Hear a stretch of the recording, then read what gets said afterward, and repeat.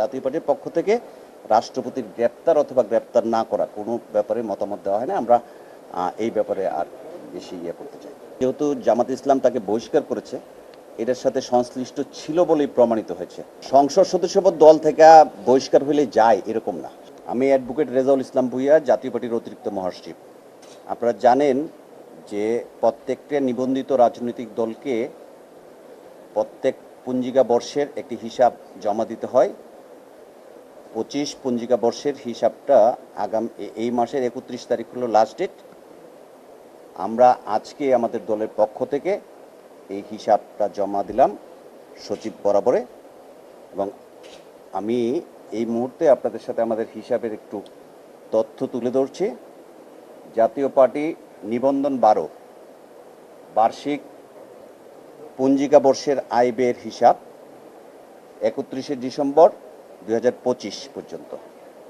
আমাদের দলের 2025-31 ডিসেম্বর পর্যন্ত আয় হয়েছে 1,82,04,270 টাকা, আর ব্যয় হয়েছে 1,87,93,433 টাকা।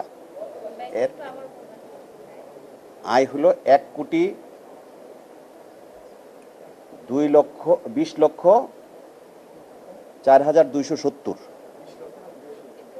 আর সরি 82,04,270, আর ব্যয় হলো 1,87,93,433 টাকা।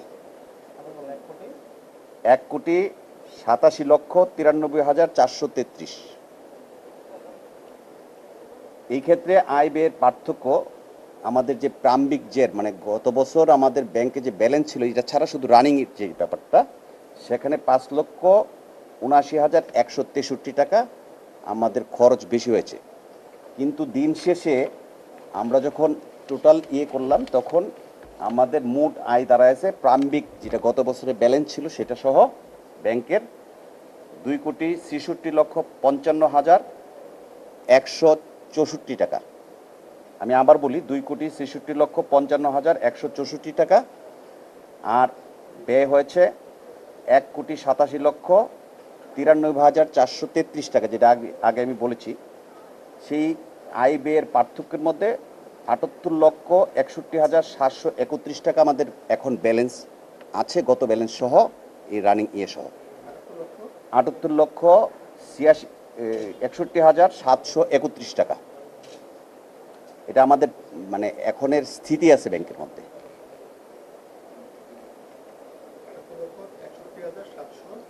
31 টাকা ব্যাংক স্থিতি।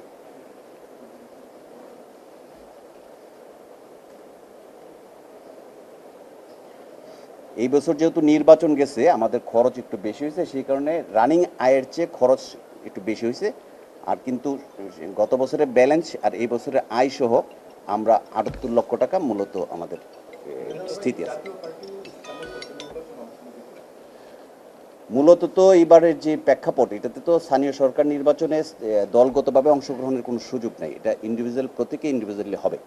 তারপরেও বাংলাদেশে রাজনৈতিক দলগুলা সমস্ত নির্বাচনের বাইরে থাকে এরকম না, সমর্থনের ব্যাপার থাকে। আনুষ্ঠানিকভাবে গত বছর যেরকম আমরা স্থানীয় সরকার নির্বাচনে মনোনয়ন দিয়েছিলাম, প্রার্থী সিলেকশন করেছিলাম, ভোট করেছিলাম, এগুলো হয়তো বা করার কোনো সুযোগ নাই আইনগতভাবে। কিন্তু আমাদের প্রার্থীরা যার যার মতোভাবে নির্বাচনে অংশগ্রহণ করবে, সেক্ষেত্রে জাতীয় পার্টির সমর্থন থাকবে।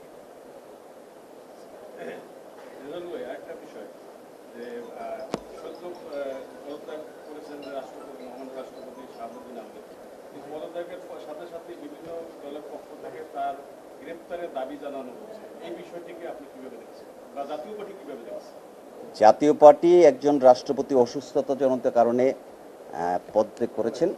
সেই ক্ষেত্রে রাষ্ট্রপতি থাকাকালীন সময়ে উনি কোনো সাংবিধান বিরোধী কার্যক্রম করেছে কিনা সেটা হলো দেখার বিষয়। যদি ওই কার্যক্রম উনি সরাসরি না করে, আমরা কেন গ্রেপ্তার দাবি করবো? জাতীয় পার্টির পক্ষ থেকে রাষ্ট্রপতির গ্রেপ্তার অথবা গ্রেপ্তার না করা কোনো ব্যাপারে মতামত দেওয়া হয় না। আমরা এই ব্যাপারে আর বেশি করতে চাই।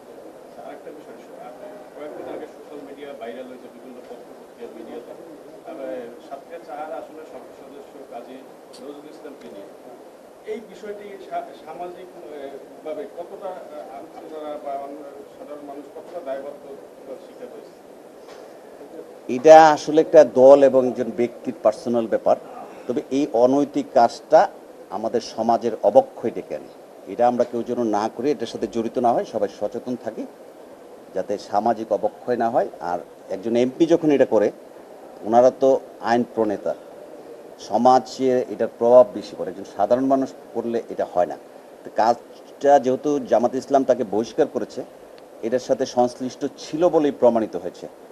এটা আমার মনে হয় যে জামাত পরবর্তীতে কী করবে সেটা দেখার বিষয়। আমার দলগতভাবে কোনো মতামত দিয়ে এটার কিছু প্রভাবিত করার সুযোগ নেই। আমার সংসদ সদস্যপদ থাকবে কিনা এই বিষয়ে? সংসদ সদস্যপদ দল থেকে বহিষ্কার হলে যায় এরকম না। সংসদ সদস্যপদ যেই কারণে যায় সেই কারণের মধ্যে এটা খুব বেশি একটা প্রভাব পড়বে আমি মনে হয় না। অতীতে অনেক সংসদ সদস্যকে দল থেকে বহিষ্কার করা হয়েছে, কিন্তু সংসদ সদস্যপদ যায় না। একটা প্রশ্ন ছিল, সেটা হচ্ছে যে আপনাদের দলে যেহেতু ভাঙনের একটা ব্যাপার আছে, দুইটা ভাগ আছে, আপনারা কতটুকু স্বস্তিতে রয়েছেন ইতিমধ্যে সামনে নির্বাচনের কেন্দ্রে? আমরা নির্বাচনে আপনার খুব একটা ভালো ফল পান? আমরা দল ভাগ হওয়ার পরে দুইটা নির্বাচন করেছি, আপনি জানবেন। 24 সালে পরে আমরা কিন্তু 26 সালে জাতীয় সংসদ নির্বাচন করেছি। যেহেতু জাতীয় সংসদ নির্বাচন আমরা স্বাচ্ছন্দ্যে করেছি, তো স্থানীয় সরকার নির্বাচনে এই দল ভাঙার উপরে খুব একটা প্রভাব পড়বে এটা আমি মনে করি না।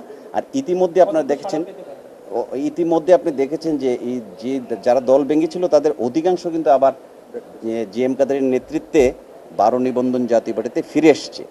আগামী নির্বাচনে আমরা সারা দেশে ভালো করব বলে আমরা বিশ্বাস করি এবং কিছু অঞ্চলভেদে আমাদের প্রার্থীরা খুব ভালো রেজাল্ট করবে এই প্রত্যাশা করি আমরা দলগতভাবে, এবং এই ভাঙনের প্রভাব তৃণমূলে নাই। আরেকটা বিষয়, ধন্যবাদ।